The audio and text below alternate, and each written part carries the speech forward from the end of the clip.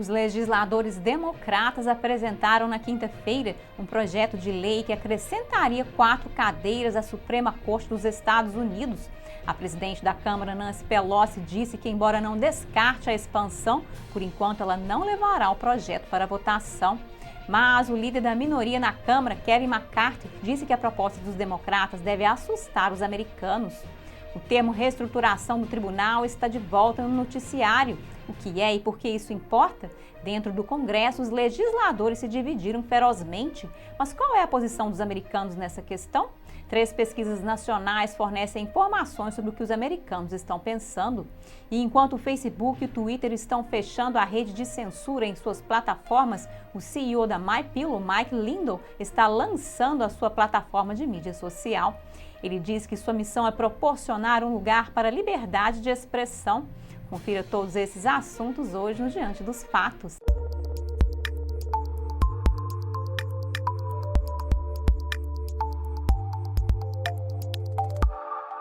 Olá, bem-vindo ao Diante dos Fatos. Eu sou Marina Dalila. Muita conversa tem sido gerada ultimamente sobre a reestruturação do tribunal, do que se trata e por que isso importa, mas primeiro vamos falar sobre liberdade de expressão. A nova plataforma de mídia social do CEO Mike Lindell, do MyPillow, será lançada em 19 de abril. Ele diz que sua missão é proporcionar um lugar para a liberdade de expressão. A nova plataforma é chamada de Frank e sua missão é fornecer um lugar para a liberdade de expressão. Frank é descrita como uma combinação de Twitter e YouTube. Em uma declaração em vídeo, Lindell disse que tomou medidas para garantir que o site seja seguro e que use seus próprios servidores. Ele diz que a plataforma não estará sujeita à censura das Big Techs, mas ameaças de violência e linguagem chula não serão permitidas. Lindell disse ao Epoch Times que Frank está projetado para atrair dezenas de milhões de usuários na primeira semana de operação. Isso ocorre após o Twitter suspender permanentemente James O'Keefe do Projeto Veritas, após a postagem do último lote de vídeos secretos expondo a CNN. O'Keefe postou uma captura de tela no Telegram, revelando que o Twitter disse em um e-mail que ele foi permanentemente suspenso, especificamente por contas falsas usadas para manipular conversas no Twitter. O'Keefe diz que processará o Twitter por difamação.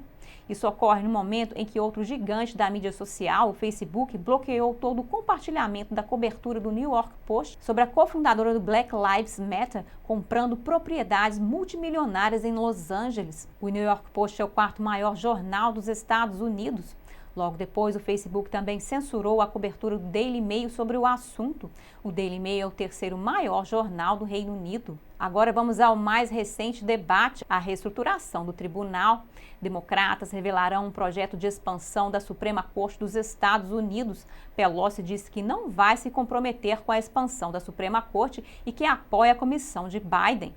Os democratas planejam adicionar 4 juízes para dar a eles a maioria na Suprema Corte. Os democratas em ambas as câmaras do Congresso divulgaram na quinta-feira uma legislação que ampliaria a Suprema Corte dos Estados Unidos, denominada Lei do Judiciário de 2021. O projeto de lei visa aumentar o número de assentos de 9 para 13. A presidente da Câmara, Nancy Pelosi, disse que não está se comprometendo a levar o projeto para votação. Ela disse que a expansão do Supremo Tribunal Federal pode acontecer, mas deve ser estudada primeiro, acrescentando que, embora ela não saiba se a ideia é boa ou ruim, ela deve ser considerada.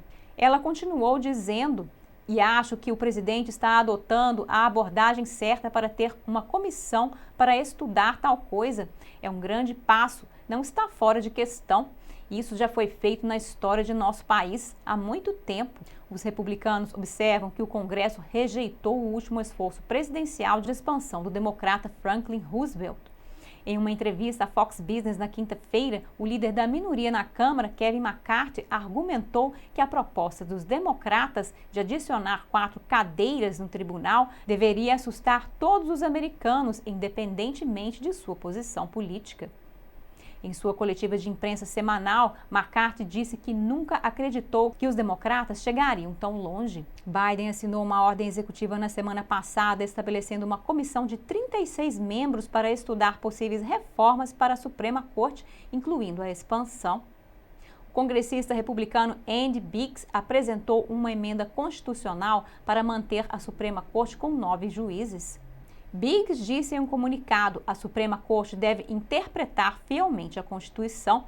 Não podemos permitir que seja vítima de tentativas partidárias de empacotá-la com radicais de extrema-direita, acrescentando: essa desesperada tomada de poder pelos democratas só vai dividir ainda mais nossa nação. Não apoio um golpe do Supremo de nossa mais alta corte. Mas é improvável que a medida seja aprovada, dados os requisitos de uma emenda constitucional e a maioria democrata no Congresso. Mas qual é a posição dos americanos sobre o assunto? Pesquisas nacionais realizadas no ano passado forneceram algumas informações. Várias pesquisas foram feitas durante a eleição presidencial no outono passado, especialmente após o falecimento da juíza Ruth Bader Ginsburg. De repente, todos os olhos se voltaram para a Suprema Corte e para o que poderia acontecer lá. Também no outono passado foi quando a juíza federal de inclinação conservadora Amy Coney Barrett foi confirmada para ocupar a cadeira. 3 pesquisas nacionais diferentes descobriram que a maioria dos americanos se opõe à ideia. De acordo com uma pesquisa nacional do New York Times e do Siena College, durante o auge da eleição presidencial, a maioria respondeu dizendo que os democratas não deveriam expandir a Suprema Corte em relação aos atuais 9 juízes. 58% votaram contra, 31% a favor e 11% ficaram indecisos. Entre esses números, houve um grande contraste entre as linhas partidárias. 57% dos democratas disseram que a Suprema Corte deveria ser ampliada para além de 9 juízes. 28% foi contra. Isto está em contraste com os meros 6% dos republicanos que votaram a favor, diante dos impressionantes 89% contra. Os independentes também votaram alinhados com os republicanos, com 25% a favor e 65% contra. Uma pesquisa diferente da ABC News e do Washington Post também mostrou uma maioria contra a reestruturação do tribunal. 54% votaram contra, 32% a favor e 12% se mostraram inseguros. Uma pesquisa da Fox News também descobriu que a maioria era contra a expansão da Suprema Corte. 41% votaram contra e 39% foram a favor da mudança. E o que dizer de Biden? Repórteres pressionaram a secretária de imprensa da Casa Branca, Jen Psaki, que respondeu dizendo que Biden tem sua própria opinião sobre o assunto. Biden tem enfrentado repetidamente perguntas sobre a reestruturação da Suprema Corte durante sua campanha. Muitos têm citado seus próprios comentários sobre o assunto em 2005, quando ele chamou de tomada de poder corrupto. Então, o senador de Delaware disse que Biden seguiu Roosevelt dizendo: deixe-me descrever com alguns detalhes o verão de 1937. Roosevelt acabava de sair de uma vitória esmagadora contra Alf Landon. Ele tinha um congresso formado por novos negociantes sólidos, mas os 9 idosos da Suprema Corte estavam frustrando sua agenda. Biden acusou Roosevelt de ser corrupto e disse: neste ambiente, Roosevelt, e lembrem-se deste velho ditado sobre o poder corrompe, o poder absoluto corrompe absolutamente. Corrompido pelo poder, na minha opinião, revelou seu plano de reestruturar o tribunal. E falando de Roosevelt, em 1937, Roosevelt apresentou uma legislação solicitando ao Congresso que aumentasse o número de juízes da Suprema Corte para até 15. A legislação foi apresentada como um plano geral para reorganizar o sistema judiciário, semelhante ao que Biden está tentando fazer agora. Na época, a Suprema Corte anulou 2 de suas novas leis e outras 2 estavam pendentes. Os críticos chamaram sua tentativa de esquema de empacotamento do tribunal e é provavelmente daí que surgiu o termo. A Lei de Recuperação Industrial Nacional de 1933 foi uma das iniciativas do novo acordo de Roosevelt. O Congresso aprovou e Roosevelt a sancionou em junho de 1933, apenas 3 meses depois de se tornar presidente. Então, o que ela é? Ela autoriza associações industriais e comerciais a estabelecer códigos de produção, fixar preços e salários e autoriza o presidente a regular os salários e preços da indústria. A Suprema Corte decidiu que ela era inconstitucional em 1935 no processo Schechter Poultry Corporation versus Estados Unidos. A Lei de Ajuste Agrícola de 1933 entrou em vigor em maio de 1933 e buscava controlar os preços agrícolas, induzindo os agricultores a produzir menos. O governo os pagaria por gado que não fosse ao mercado e por alocar suas terras para propósitos não agrícolas, aumentando os preços e reduzindo a oferta. Em 1936, a Suprema Corte considerou a fonte de financiamento da Lei de Ajuste Agrícola inconstitucional, mas o programa foi reformado em 1938 após uma correção legislativa. Mas 2 atos do novo acordo foram processados e ficaram pendentes na Suprema Corte. A decisão do Social Security Act de 1935 da Schechter Poultry Corporation contra os Estados Unidos estimulou Roosevelt a iniciar o segundo novo acordo. Parte do segundo novo acordo estabeleceu um sistema de seguro de idosos financiados em parte por um imposto cobrado automaticamente e igualmente de trabalhadores e empregadores e colocado em um fundo de seguro social. Quando um trabalhador chega aos 65 anos e se aposenta, ele pode começar a sacar um pagamento modesto. Também estabeleceu um sistema estadual federal de seguro-desemprego e seguro contra incapacidades com financiamento semelhante. Isto é significativo porque, pela primeira vez, o governo federal estabeleceu relações diretas e contínuas com os indivíduos. O The National Labor Relations Act, também conhecido como Wagner Act de 1935, dá aos trabalhadores o direito de se filiarem a um sindicato e negociar coletivamente e proíbe os empregadores de interferir na sindicalização. Um conselho supervisionaria as eleições, certificaria os sindicatos e investigaria os empregadores por práticas desleais. Sob essa circunstância, Roosevelt acreditava que deveria impedir a Suprema Corte de revogar a Lei de Seguridade Social e a Lei Wagner e se articulou para expandir o tribunal em 1937. De acordo com o projeto de reforma dos processos judiciais de 1937, Roosevelt teria permissão para nomear até 6 juízes adicionais à Suprema Corte para cada juiz com mais de 70 anos e 6 meses que tivesse cumprido 10 anos ou mais. Esta ação foi imediata e intensamente impopular entre republicanos e democratas. Muitos estavam preocupados que isso abriria um precedente perigoso. Porém, eventualmente, a Suprema Corte decidiu não derrubar a Lei de Seguridade Social e os 2 principais juízes do Wagner Act, incluindo o juiz Oner Roberts, mudaram suas posições em resposta à ameaça de empacotamento do tribunal. Isso ficou conhecido como mudança no tempo que salvou os 9.